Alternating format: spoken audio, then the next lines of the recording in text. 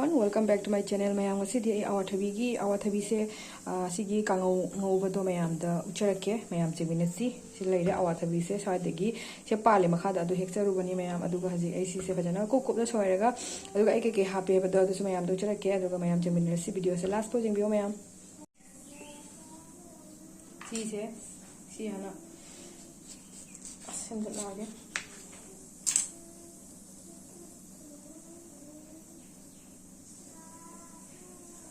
Kita sambil gigi sisi mel.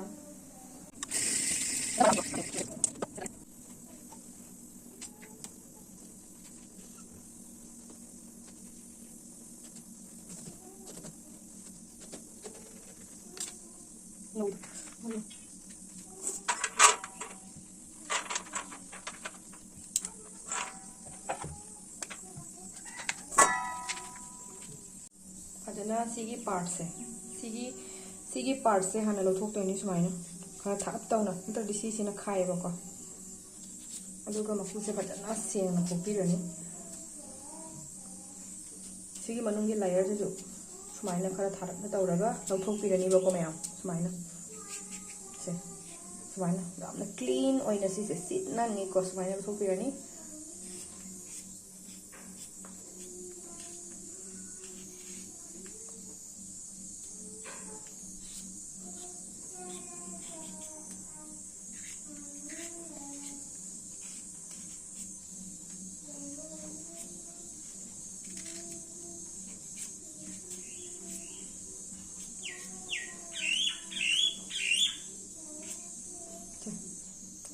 Namin semana kopi bako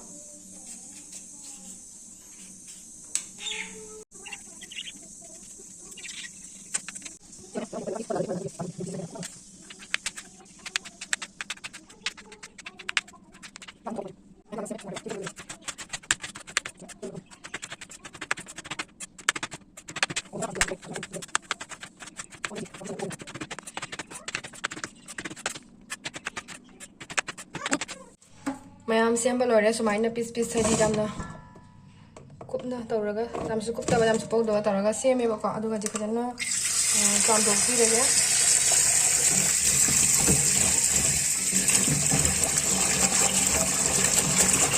sumaina ba jana noida jam do pi rega ko aduga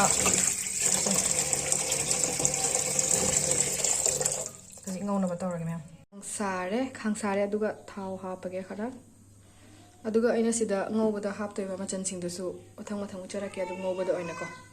sileire awathabi do jana aina chama khollaga sumaina konda plate sida hape aduga jingauna ba tawrage mayam aduga sida aina hapto se tithau hitani hapto se ko aduga hajik amuk ngauna phawsi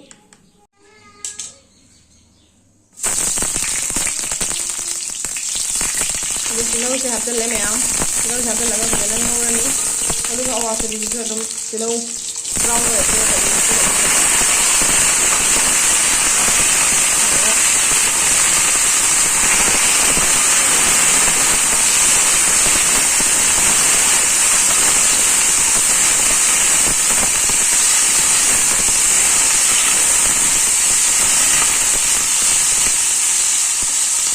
nong chubana kai hen gani mayam makhon se ko mayam su ta phangwani ado haji ai thum ha pe khara jakna munna ba haina ko awathabi se kui na di chang de ngau bada jam sathi na mulle ba ko yam jang na mulle awathabi ngau se ado ga sida aina phajana okhai bi re thum se ha pa lorga ko ado haji ai masala morai ba sing do loina hapsulani ado ga sida ahan ba ina hap to se jangang khara hapani jamna ka hena ha poe ba ko jamna likna hap to ni ado jira su ba ko se jamna likna hap to ni ba ko mayam kai gino ha bada akhoina haidi kai ni haji jira se hena ka hena charaga gas kai ga haini dena ko aduna aina jam ka hena haptre jam ligna hape mayam su soidina try do biyo yamna hawbane asigi awathabi sumaina ngobase ko aduga haji aina amka mo kana tabde se asida kari pata se hapani ba ko kari pata se hapada aina jam kana ka hena haptre sigasu amani kha hape kari pata se ko magi ma hawdo dum thokna ba haina ko aduga sida hapi se aina tilhauga kari pata se gani magi extra hapo ba bu ko ado kai sumate passport kai gra jira mapum kai gra kai haptre mayam aduni mayam ado Sigalaire mayam magi final look jamna su ubada fajadra ko adumaina su jamna sasina hawre mayam su soi soina try to biyo aduga ay ngasi gi video si matang sira shenjarage aduga ano video mo puraga lakcharage mayam adu ngasi go ina di ta bye bye bathang phone rasi